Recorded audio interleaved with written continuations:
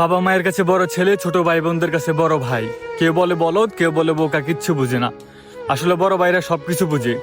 জন্মের পর থেকে অভাব দেখে বড় হয়েছে তো, আর বাবা কত কষ্ট করে দিনমজুর খেটে সংসার চালায় বড় করছে সেটা দেখছে, তাই খুব অল্প বয়সে দায়িত্ব নেওয়া শিখে গেছে।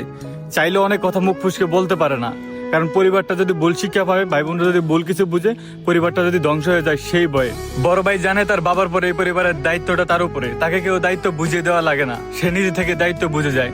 ছোট ভাই বোনদের পড়াশোনা করানো, বাবা মায়ের যত্ন নেওয়া, ছোট বোন বড় হলে বিবাহ দেওয়া, সবকিছু তাকে একাই করতে হবে। বড় ছেলের জীবনের সবচেয়ে বড় একটা মিথ্যা কথা কি জানেন? তাকে ভালো কথা জিজ্ঞেস করলে সে সব সময় বলবে খুব ভালো আছি, কারণ সে জানে তার ভালো থাকার উপর পুরো পরিবারের ভালো থাকা নির্ভর করে।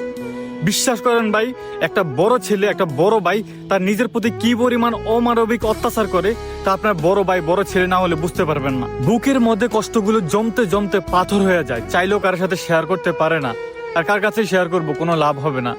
তাই বলি, পৃথিবীর যে জায়গার মধ্যেই বড় ভাই থাকুক না কেন, আল্লাহ হেফাজতে রাখুক।